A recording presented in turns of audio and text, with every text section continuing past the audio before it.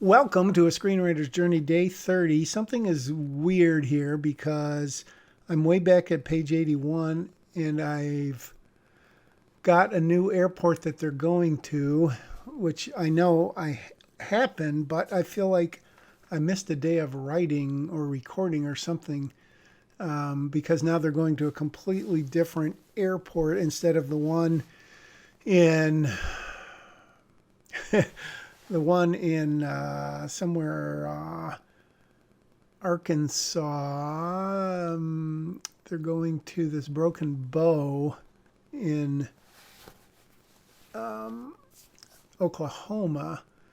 So I'm trying to figure out what's going on, and I'm not sure unless I did this overnight, like I made the idea of the switch, because what I realized is the Arkansas man,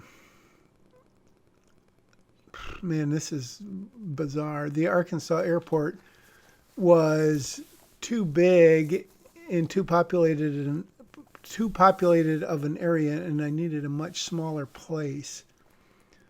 So I'm just worried that I missed at least a day of recording my writing because no, this is May 30th, the date in the script, and the last one was May 29th. So I must have I don't know.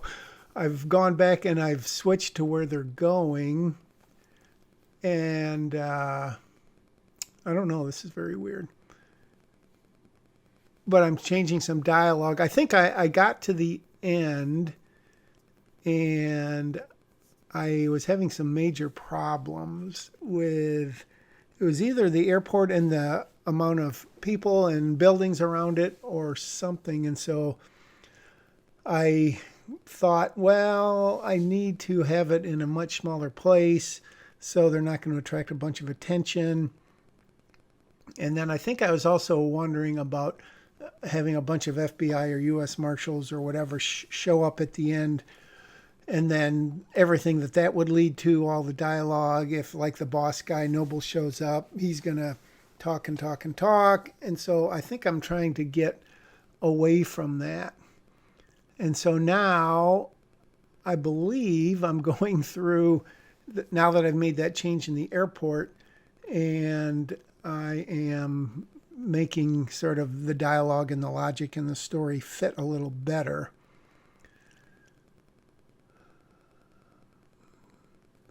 So now Lexi and Larry are talking with Clyde and Ace. They're trying to kind of get in their heads a little bit. Okay, so I changed that airport, and that is a real airport. Again, not that it matters. Maybe they'll give us money to film there, or they won't charge us. But that is a real airport. It's you can look it up. I looked it up. Not that you're going to, but it's literally like a runway, and there's maybe one, I mean, not big hangar, but big compared to the other little ones there. But I think there's 2 or 3 hangars, and there is basically a glorified shed, which I think is like a repair place with a little office out front. Oh, look at that. I am describing it right now. And that's based on a Google map that I looked at, or Google Earth. So now this whole TAC Air thing, I'm obviously going to get rid of, because this airport is fairly, I mean, it's not desolate. It's in the small town of Broken Bow, Oklahoma, which seems like something else happened in Broken Bow, another movie. Stop me if you know what it is. Leave it in a comment. Subscribe and like, share with your friends. So I've got to change this to make it fit this little airport. Because that other one, I mean, it wasn't big by any means, but it was big enough to support more buildings and more infrastructure around it.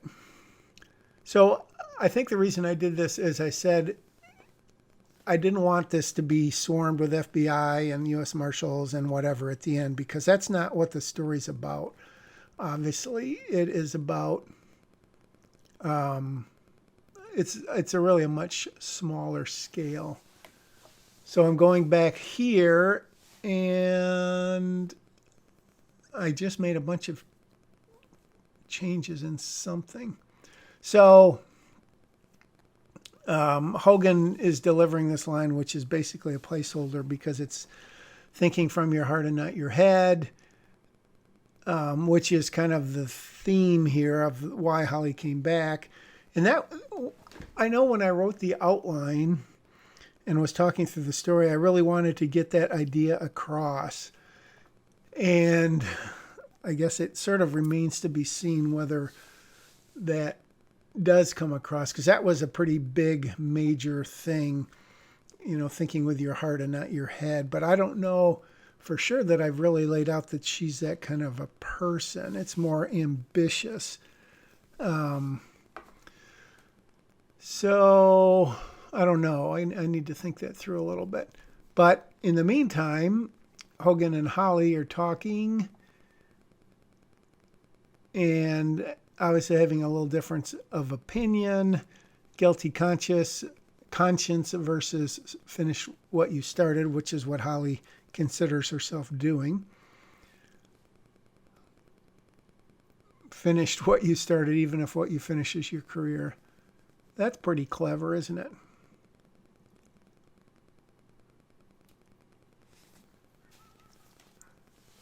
So now I'm playing with some dialogue here. I think Hogan is cutting her a little slack. Doesn't want to make it sound like it's all on her, what happens to Lexi.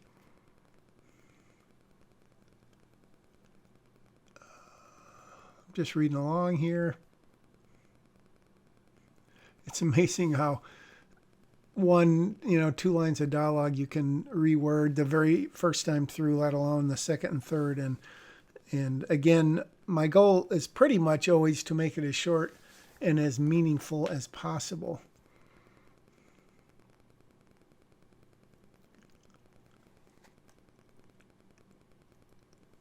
Excuse me.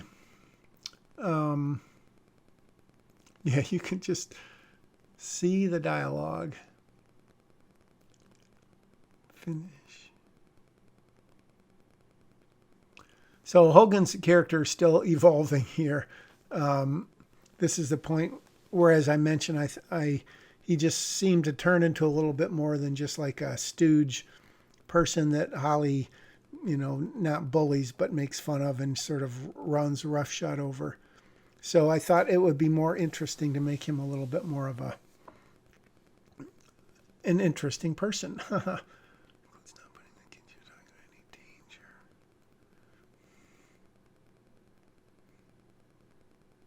I don't know what happened to my lines there, why they were going to the end.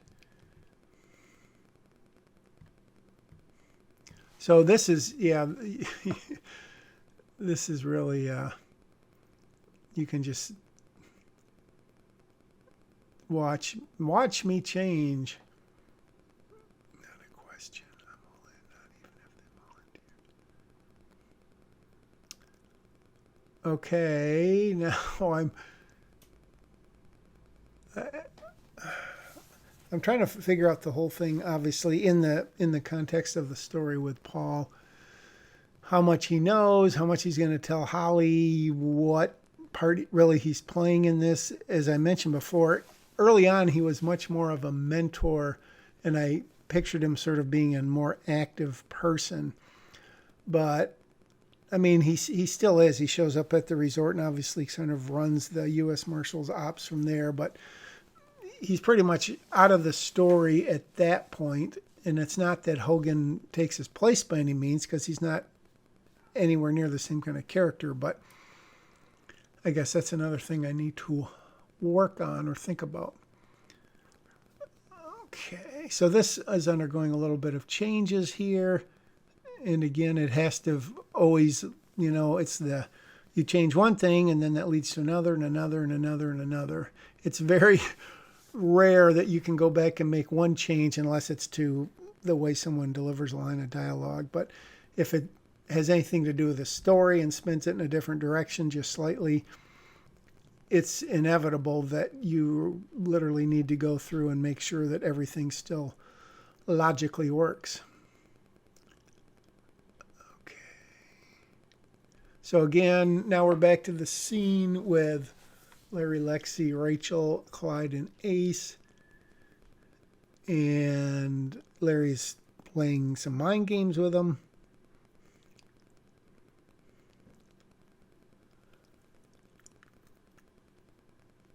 So I'm trying to figure out how kind of what you can get away with here in terms of being a smart aleck. You know, because obviously if he goes too far, Clyde or Ace is going to either shoot him or just deck him and knock him out cold. It's time to delete some dialogue. And you just saw right there that Clyde has sort of had enough. All right, so now they're at this little airport. The Black UV pulls in. The other thing I didn't like is Clyde. This seems just very contrived that Ace is going to drive the van, SUV, whatever, somewhere, and that's going to split the two guys up. That whole I'll move the vehicle just in case. I didn't like it then. I still don't really like it now. But it does break the two up, which at the time I thought was kind of essential. And we'll see if that changes. Slows his car. Okay, so they've caught up with them. And, you know, who knows how far it is exactly, et cetera, et cetera. But at this point, I'm not going to let geography get in the way of the story. Okay. All right, so now I've jumped way back. I was just literally trying to think what sort of a vehicle they'd be driving, a SUV, a truck, whatever. And as you can see, I landed on a truck. I don't know why. I can't even remember why. I think, well, I do remember why. I think in part it was the idea of could you see inside a truck versus a car, you know, a sedan versus a SUV. Obviously, they could have big blackout windows, tinted windows. But I think that's why I changed it. Okay. So now they're thinking through what's going on. Holly, if he'd landed already, they'd driven right up to the plane. So this is their way of deducing that Salerno isn't there yet, and they may still have a chance. 100 years. It's 100 years from the small terminal. I hope I fixed that, because I think that's supposed to be 100 yards. Oh, and that's all I recorded that day. So day 30 was a short day. Obviously, when I changed that airport, that changed a lot of things. Trying to remember back because it's been close to 7 weeks when I wrote that compared to the date today. So we'll see what happens on day 31. Thank you for joining. Make sure you like and subscribe and share and tell your friends and all that awesome stuff. See you tomorrow.